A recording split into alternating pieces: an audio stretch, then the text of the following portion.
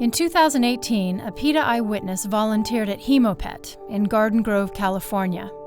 Hemopet warehouses approximately 200 greyhounds discarded by the racing industry and claims to sell their blood to over 2,000 veterinary clinics in North America and Asia. Many of these dogs were kept in barren, rusty kennels. Others were locked in crates so small that they could barely turn around or even stand up or stretch. Don't let the occasional thin blanket or toy fool you. They don't change the fact that the dogs are confined for about 23 hours a day, every day, for months, even years, on hard surfaces.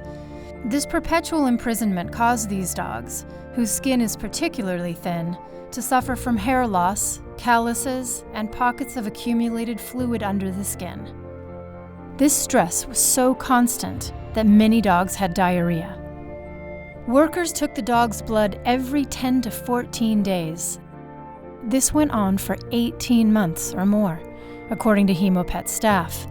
According to one employee, workers even took blood from dogs on the verge of anemia, a severe deficiency of red blood cells to carry oxygen through their body, which is exactly what critically ill or injured dogs often need when they receive blood.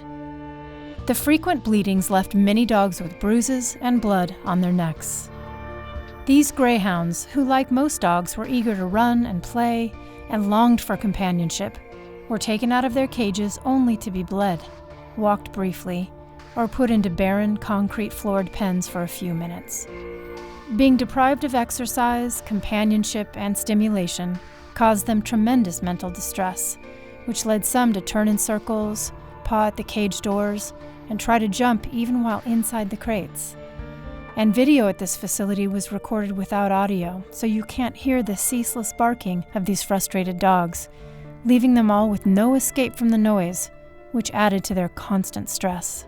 Hemopet workers didn't know what was wrong with this dog, Gibbs, but said that a veterinary appointment that he needed was never made for him. He was left crated like this for weeks until a worker found blood in his water, and he was finally euthanized. Apparently, he had a large mass near his lungs. This is Wendy Liu. Staff said that her red, peeling nose was caused by lupus, but that no tests had ever been run to diagnose her. Dogs with lupus can have a low platelet count, but her blood was taken for sale anyway, even though it may not have contained the platelets that dogs who are given blood transfusions urgently need.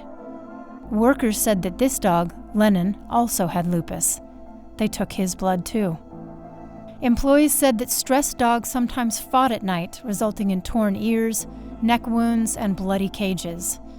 This dog, Glory, was bitten on the back by her stressed kennel mate. And believe it or not, Hemopet is registered as a non-profit, even as it rakes in the cash from the same dogs it claims to quote-unquote rescue. The eyewitness found that Hemopet continued to collect dogs' blood for several weeks after they'd been adopted, not allowing them to go into their new homes until newly arrived dogs took their place in the blood-drawing queue. Dogs whose blood could not be sold were deemed useless and pawned off on out-of-state rescues.